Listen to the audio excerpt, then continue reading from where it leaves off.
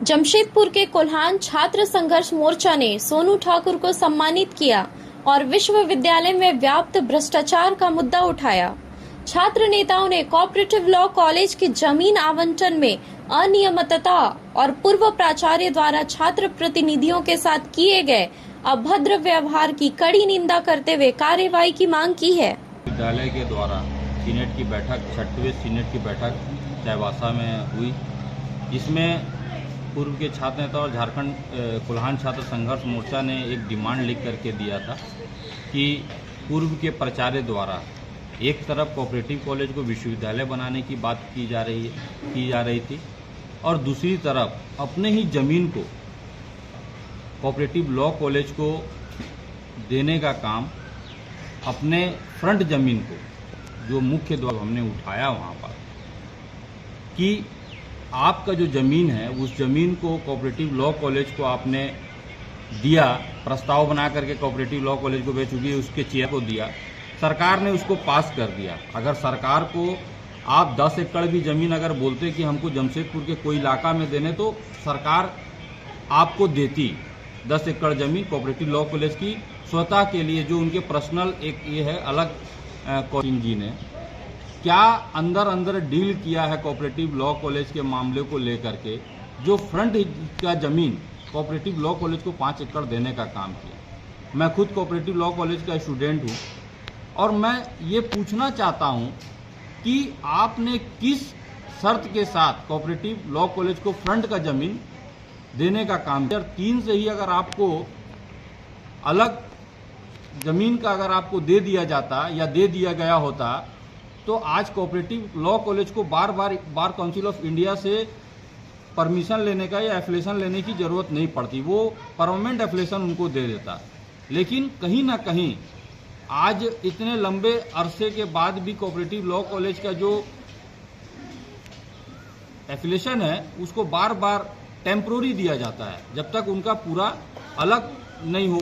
अलग उनका cooperative law college को जो जमीन कोऑपरेटिव कॉलेज ने दिया है वो किस आधार पर उनको सब लीज किया है, जबकि खुद कोऑपरेटिव कॉलेज सरकार द्वारा सब लीज में लिया गया है, सब लीज में, वो दूसरे को सब लीज। ये एक विषय ये है। दूसरा विषय, जब मैंने इस विषय को उठाया तो अमर सिंह के द्वारा लगातार छात्र नेताओं को क्रिमिनल, मर्डरर और अन्य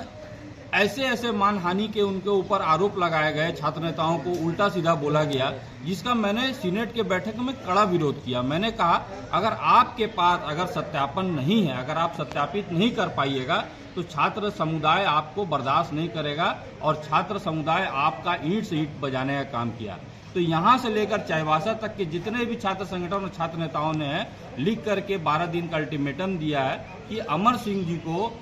उनके ऊपर एक टीम बने और अनुशासनहीनता का कार्रवाई हो। तो सिर्फ विश्वविद्यालय ने उनका टाटा कॉलेज से जगन्नाथपुर ट्रांसफर कर दिया, लेकिन छात्र नेता इसमें भी संतुष्ट नहीं है। छात्र नेता चाहते हैं कि जब छात्र नेताओं को आपने सीनेट के प्रोसीडिंग में आपने खुले चुनौती दी है, खुले होकर के उनके मानहानि का, उनके ऊपर दुराचार जैसा व्यवहार किया है, उनको क्रिमिनल, मर्डरर और इस तरह का जो आपने खुलेआम बैठक में बोला है, उनसे आप सार्वजनिक माफ़ी मांगे, नहीं तो यहाँ से लेकर चाईबासा तक और पूरे विश्वविद्यालय में छात्र संगठन और सदन